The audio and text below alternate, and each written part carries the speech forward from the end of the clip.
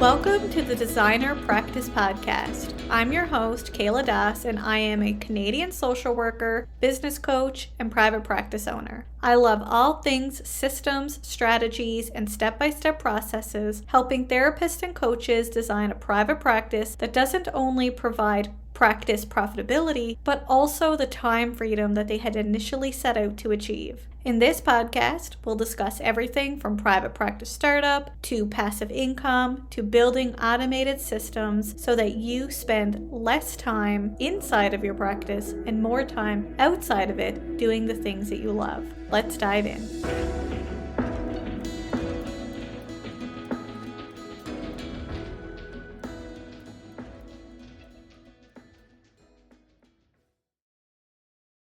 Are you struggling to find a clinical supervisor who is the right fit for you and your practice? Then I have just the thing for you, the Canadian Clinical Supervision Therapist Directory. Whether you're looking for a clinical supervisor to help you navigate ethical situations, build skills in your practice, or to receive the necessary supervision hours to gain full status with your regulatory body, there's a clinical supervisor on our directory for you. As a Canadian therapist myself, I know all too well how hard it can be to find a clinical supervisor when you're searching for one. So that's why I created the Canadian Clinical Supervision Therapist Directory, so that Canadian therapists have a centralized hub to connect with clinical supervisors across the country. To find your next clinical supervisor, check out our website today at canadianclinicalsupervision.ca. That's canadianclinicalsupervision.ca, or simply scroll down to the show notes and click on the link. Welcome back to the Designer Practice Podcast, and I'm your host, Kayla Das. In today's episode, Carolyn Boldt, Vice President and Director of Design of Crossfields Interiors and Architecture, will discuss the process of setting up a new office space. Hi, Carolyn. Welcome back to the show. It's so great to have you here again. Kayla, thanks for having me back. It was so fun the first time. Looking forward to it.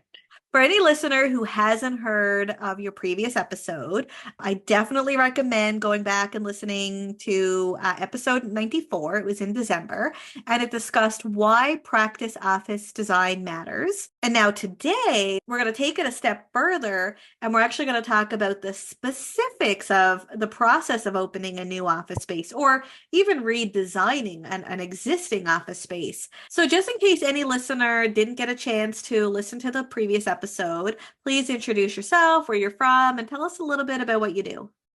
I'd love to. So as you said, my name is Carolyn Boldt, and I'm the co-founder of a company named Crossfields. We're an interior and architecture firm. We work virtually with holistic doctors all over North America and actually the world. And our focus is to help elevate their practice. Now, just as a quick refresher from our episode in December, why does office design matter when opening a private practice? As we talked about in December, it is the package of your product. So when someone walks into your office, they're going to have an emotional and physical experience that you have the choice to make intentional to match up with who you are, and that will attract and retain patients. And then we also talked about it needs to function or it's going to cost you money. And nobody wants money going out the door. No, we don't. We want it coming in. So it does both. We say it patches the bathtub holes and it turns on the faucet. And in order to improve client experience and retention, what is the best process for setting up a new office space? So what we've done is we've taken this process that can be overwhelming and very complicated and turned it into 6 very clear steps. So step number 1 is, we call it discover, and it is determining what you need, meaning square footage wise, meaning the flow of your office and the aesthetic environment you're going to have for your office to match up with your brand. You're going to want to do that before you ever do anything else, before you look for space, before you do anything. So it's getting very, very clear on what it is that you need to make the money that you want to make, both functionally and aesthetically. And you want to do that before you ever go look for space. Then the second step would be that you actually go look for space. So now that you're clear on it, you understand the reticular activating mechanism. It helps you find that space faster and easier. It also gives you the ability to connect with a broker and they know the clarity that you have. It also helps you financially. It should be part of your business plan to know what you're trying to do, especially if you're open up from scratch or if you're in a space of expansion, et cetera. So step number one, I just talked about, you look for space. Step number two, when you find space that matches up with the criteria, then you will go through a due diligence process to determine if that space is going to function for you and is going to do everything. You can't just look at it and know. You need to start to work with it. So we go through step number two, what would be known in our world as space planning, and then schematic design. So what that means is we're laying out the space. And then once we understand that that space is going to work, then we create that three-dimensional vision for that space. It is not a full set of construction drawings. It's not a full set of anything. It is purely a starting document. But from that, you should be able to get a good budget of what it's going to take to turn that space into what you have, whether it's a minor remodel or it's start from scratch. So that's step number two. And what I'm saying also can be overlaid with someone that's looking at a remodeling their existing office, because you're still got to figure out what it is you want. And then you've got to start working out the foundational plan of what that's going to be. So it's a rough plan. Then you know your pricing, you know you can move forward. The next step 3 and 4 get into more of what we know in our industry as construction drawings. So step 3, we focus very much on what we would call the architecture part, the walls, the ceiling, the doors, the lights, etc. Then step number 4 is more of what you would know as interior elements. So it's the finishes, the design of the millwork and the front desk and picking the faucets and all of those things that you would think about. The reason that we separate them is because if anything's going to be what we call value engineered out or price reduced, it's going to be things that have to do with the finishes. You're not going to reduce rooms. You're going to reduce the wall covering on the wall. Do you know what I'm saying? To help you save money. So that's why we like to do pricing at the end of step 3. You can actually get a bid from step 3, and you should be able to do that working with any architecture firm, is be able to get something that would give you a really strong price. Remember, step 2 is soft because you just have a plan. Step 3, you have more information, so you get a more qualified price. Step number 4 is where you put all the pretty finishes on it and you pick out the lights and all the things that you've already decided in step 1. So step 1, you've already set your vision and it just carries all the way through. That's why step 1 is so foundationally important. Then step number 5 is taking that documentation and turning it into what we call permit drawings. So permit drawings and construction drawings are not the same thing. They often are combined, but the permit drawings are what the municipality needs to know to make sure you're safe, to make sure you meet code, to make sure you follow the accessibility guidelines and all of those things. They don't need to know the wall covering on the wall. They don't need to know how you're going to lay out the light fixtures above. They just need to know that everything is meeting their standards. A set of construction drawings can be pretty simple. Then you have to decide everything in the field. Or it can be, what we do is thoroughly think through every single layer of what's going to happen. And the goal there is that when it starts being built, you as the practitioner are not being pulled away on a regular basis to know what decisions are made. Because when we do it together, the decisions compound each other. They impact each other. When you're doing it in the field, it's hard to see it that way, if you follow what I'm saying. So when we go through those steps, that's how we go through them. Then step number 6 is overseeing the construction, because once the construction starts, there is going to be questions. There's going to be some things, much less than there would be if everything wasn't picked. But it'll be something that having another set of eyes, that we would come in as a set of eyes and make sure that what the contractor is doing matches what the drawings are, because those drawings are, in our industry, we call them construction drawings, but they used to be called contract documents. So if things are not built like that drawing says, that's your contract with your builder. So that's the whole process. Does that help? That makes complete sense. And you mentioned earlier about aesthetics versus function. First of all, what do you mean by that? But second of all, in what stage would be categorized under each? Like which stage would be focusing more on the function, which stage is focusing more on the aesthetics? Well, they focus both on form and function. All of them do. But we always remember that function has to come first. But we think of it cohesively. It's holistically together. You don't make it function and then make it pretty. The prettiness comes from how it functions. Okay. So that's hard to explain. But the function starts right off in the bat in figuring out your square footage and how you're going to flow. That's in step one. And then you start to lay that out in step two. And then you further do it three-dimensionally in step three. And then in step four, it's kind of finalizing all the finishes. So they never are separated, but there's a process of going through it, little piece at a time. You're building on the whole idea.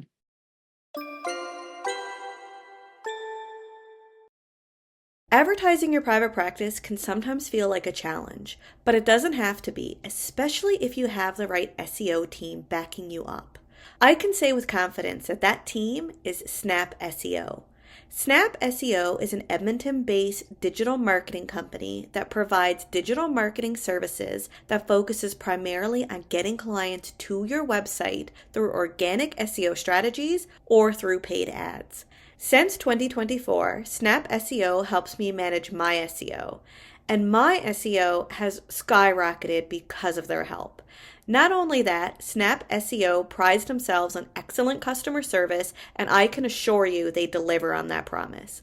Whether you're looking to maximize your return on investments with Google Ads so that you can get clients quickly, or you want tailored SEO management services so that you get organic traffic to your website, or you need a little help writing blogs for your practice website, Snap SEO is your one-stop shop for improving your website's visibility so that clients can easily find you and book a session. Still on the fence? Well, as a special offer for listening to this podcast, Snap SEO will provide a free comprehensive website audit when you mention my name, Kayla Das, or the Designer Practice Podcast.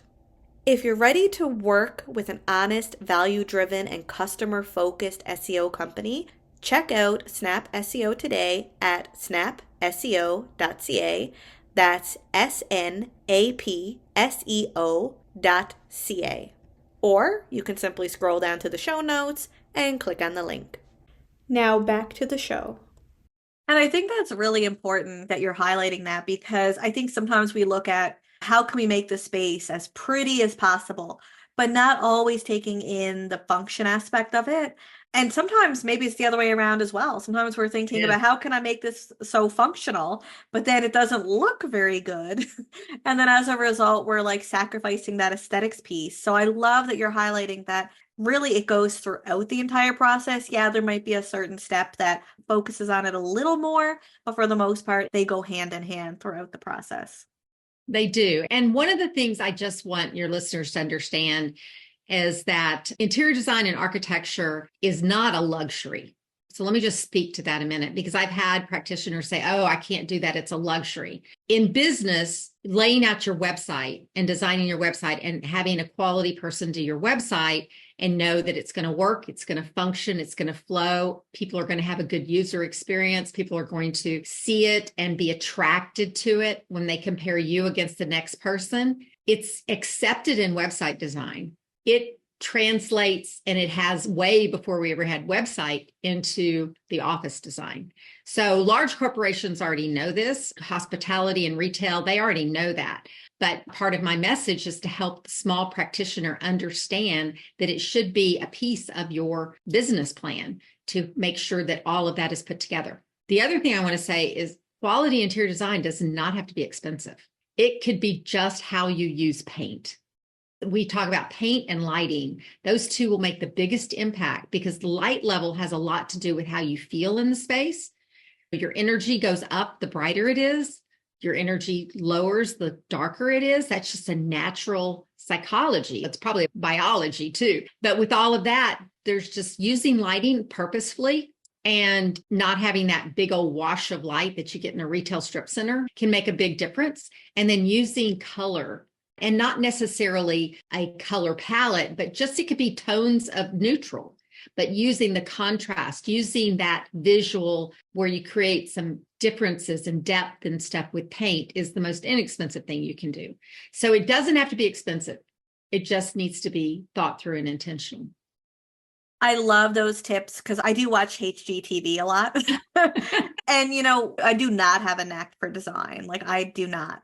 But I mean, even if we just think of certain colors, I know whenever I see in any house the color red, it makes me angry. And from color psychology, red is an angry color, right? Yes. Whereas a light blue makes you feel a little bit more calm. So when we think of how do you want your clients to feel, and you mentioned website, right? It's like if you had a website, you would have a certain color scheme or font colors that you would want your visitors to be able to feel the experience. Your space would be the same. You would not want red if you do not want to make everybody angry when they come in to your therapy session with you. Exactly. There is a place for red if you want to create a lot of energy. So if you were doing, I don't know, what would your practitioners be doing that they need to create a lot of energy in their space? Well, something that's come into my mind is gymnasiums for sports, right? You see a lot of red. Yes. Red and yellow. Yes. Red and yellow create energy. And so they create memories, they do things of that sort, but they need to be very purposefully used. And yes, you're right. You want to just be careful. But there is so much psychology of color. I mean, I could spend hours just talking on the psychology of color. But you are right. I guess when I talk about the psychology of color too, I teach a lot of students that are going to be practicing just the color wheel itself, which we learned in kindergarten. There's warm colors and there's cool colors. And that really is true. You actually can feel different with the cool colors. And most healthcare tends to go with cooler colors. They want to keep the calmness, and that's the blues and the greens. And the other thing we really didn't talk about the last time, but we can talk about it here for a second since we're talking about color, is that yes, it's your first impression. Yes, you want people to have a culture of how they're going to feel, but the design of your office should support the healing that you're doing in your space. And so if you're healing, I'm just going to use the gym and say you're a physical therapist that work with athletes and everything, their healing is energetic work. So they want the space to support that energetic work. Where other ones, let's just go to the extreme and you're doing massage or acupuncture or something where you want to create that calming environment, or you're working with patients with PSD, you want to create a very calm environment to support them. So it's designing the space well brings all of those things into consideration. Who's your ideal patient? What kind of practice do you have? How you want to show up as a practitioner? And what's your brand? All of those things come into place when we design the aesthetics of a space. Amazing. Do you have any additional advice, tips, insights, steps, anything that can help listeners who want to set up a new office space, or maybe even just reorganize or redesign their current space? So what we tell our clients to give us, and so I tell the students start doing it also, is start gathering pictures. So yes, there's the goal setting image board. We're not really talking that, although it could be. What we're talking about, if you say, I want a professional looking office environment, then find pictures that represent that word to you, because that picture is going to be worth 1,000 words, because what's professional to you might be not professional to someone else. The word professional is so generic. So pictures really, really help cue in on that vision that you have or that impression that you have. So we say start gathering pictures. It's very natural to think about doing that when you're having a home or something, but it's the same way with a business. And then also really getting clear on what you specifically need functionally in your office. And what we have our practitioners do is actually we do a minimum and a maximum in a spreadsheet. It's just square footage numbers, because you need to know when you go to look for space, let's just say what your minimum was 1,000 square feet and your maximum was 1,500 square feet. Well, you need to know when you find the perfect space and it's under 1,000, you're not going to be able to function in it. Or if you find the perfect space and it's 1,000, you know that that's the model that you can work in, because the difference between the 1,000 and the 1,500 might be an extra treatment room or exam room or any kind of option that you would have. So you want to make sure that your square footage also makes you money. So that's the other piece of it. So you go into it knowing that all that square footage is going to create some kind of revenue for you. I love that. Carolyn, I know you have a free resource that you'd like to share listeners. Can you tell us a little bit about what it is and how it can help them? I'd love to. So when we started this, we were doing corporate design, and we had the opportunity to start working with practitioners and smaller offices, and realized right away that because they were practitioners and they weren't trained facility people in these large corporations, they really didn't understand what they needed to be doing. So we called the 5 biggest mistakes practitioners make when opening an office and how to avoid them. Amazing. So if you want to sign up for Carolyn's freebie, 5 biggest mistakes practitioners make when opening an office, check out kayladas.com/Carolyn Boldt freebie. That's kayladas.com/CAROLYNBOLDT freebie. Or simply scroll down to the show notes and click on the link. Carolyn, thank you so much for joining us today on the podcast to discuss the process of setting up a new office space. Well, I hope it was helpful to your listeners, and thank you for having me. Thank you, everyone, for tuning into today's episode, and I hope you join me again soon on the Designer Practice Podcast. Until next time, bye for now.